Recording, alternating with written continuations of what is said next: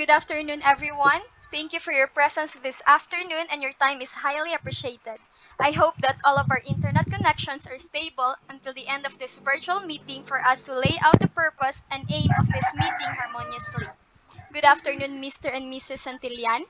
The IEP team is so happy to discuss with you some of the most important informations about your son's academic performance. Thank you for having us. And we are pleased to be included. Parents are very important in this meeting. To formally start this meeting, I would like to introduce the members of the IEP team and our role and responsibilities. First off, I'm Miss Jovelyn Peke. I am your son's special education teacher. Hello, Mr. and Mrs. Santillan. I am Mr. Jason Alabarta, Cesar's General Education Teacher. How pleasant to meet you, Mr. and Mrs. Santillan. I am Mr. Raymond Cesar A. Carion. I am SPED specialist. We will be discussing appropriate accommodation or modification later, which will be very beneficial to your students' academic progress. Good afternoon, everyone. Good afternoon, Mr. and Mrs. Santalyan. I am Dr. Jasa Kayasa, and I'm the school administrator. Okay, the purpose of this meeting is to plan and discuss current academic performance of Cesar, his difficulties and strength in school, and plan how to help him in areas he finds very difficult to do, and at the same time use his strength to maximize his own learning. I have here all the documents that we will be needing. I already sent to you individually the PDF copy of Cesar's assessment results and developmental evaluation last week. Also, Mr. and Mrs. Santillan, I already had a scanned copy of parents' rights, which I sent to you last week as well. Thank you. If you look into the assessment results and developmental evaluation, you can see that Cesar have difficulty in reading, writing, mathematics, directions, and in his social skills. Right, Mr. Jason? Indeed, as his General Education Teacher, I observed that he rarely communicate with his classmates. He always play with his toy alone. Although I asked his classmate to kindly play with him, but Cesar refused to be surrounded by other kids. In relation to his learning, Cesar's writing, reading, and mathematics skills requires strict assistance. To be honest, we are very worried about our child since he was little. He had several developmental delays. In fact, when he was 5 or 6 years old, we seek professional help from my sister, who was a doctor, and found out that Cesar has learning disability. We teach him as best as we could, but nothing seems to work. That's why we are very excited to be here in this afternoon to help him. Thank you for your insight, Mrs. Santillan. We will plan very well and work as a team to achieve our aim.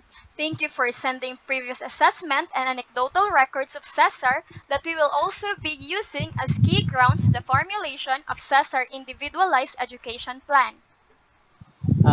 It was mentioned earlier. What does this accommodation and modification means, and how it will help my son? Mr. Raymond will answer that. An accommodation changes how a student learns the material. A modification changes what a student is taught or expected to learn. For instance, accommodation can help kids learn the same materials as their peers. This allows them to meet the same expectation, whereas kids who are far beyond their peers may need changes to the curriculum they're learning. These are called modifications. Um, okay, sir. Do you think that Cesar, my son, will be needing this accommodation and modification, or which will best help him? Hmm? Mr. Carion, are you still there? Yes. Um, well, based on the report, I suggest accommodation is necessary. What do you think, Mr. Jason and Miss Jovelyn? I agree. I don't think we'll be incorporating modification yet in the IEP. How about you, Mr. Jason? I suggest that modification will be only applied if accommodation will no longer be a huge help. I mean, We will check Cesar's progress in math, reading, writing quarterly.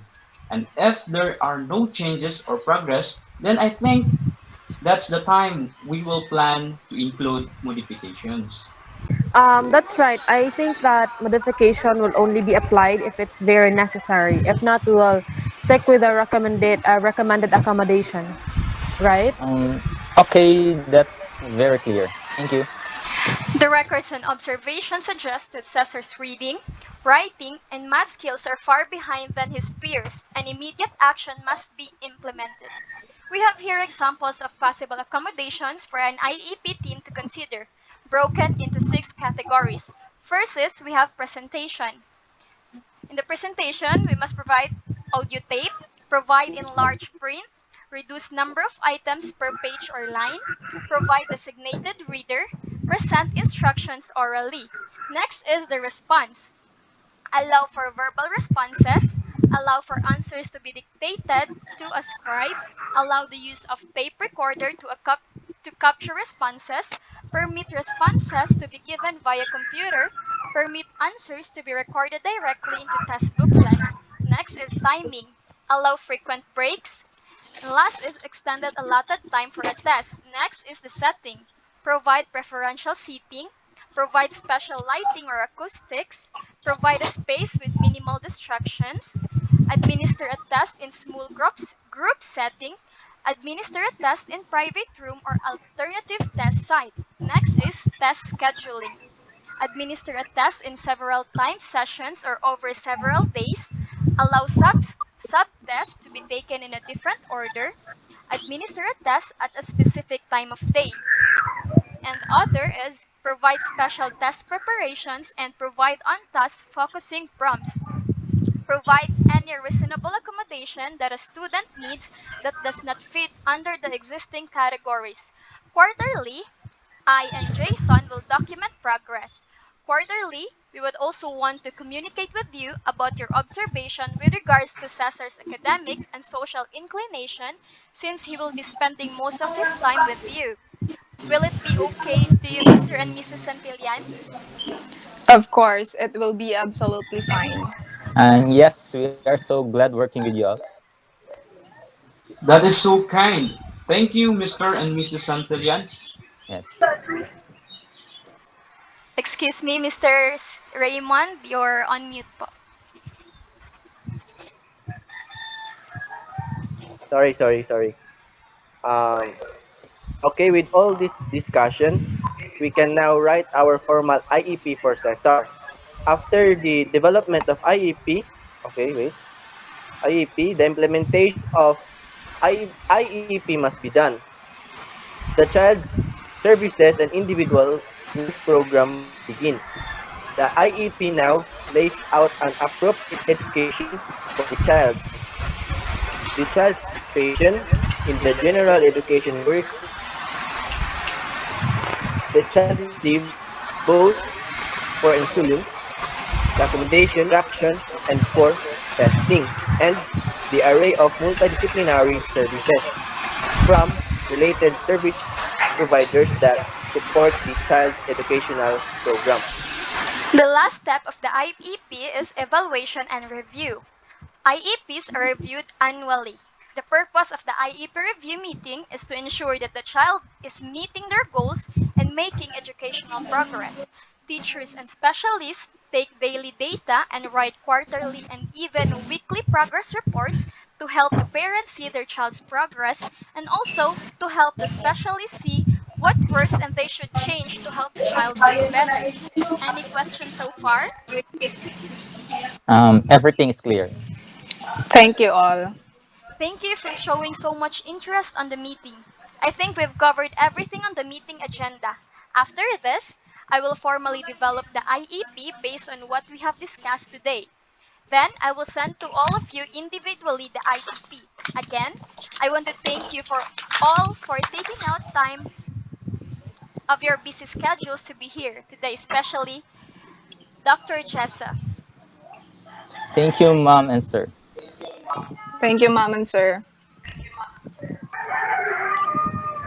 you, Thank you. everyone. It's very It's a pleasure to be here, and it's a very informative afternoon. Yes, thank you everyone for your participation for this afternoon. Okay, I guess that's Thank you, all. thank you.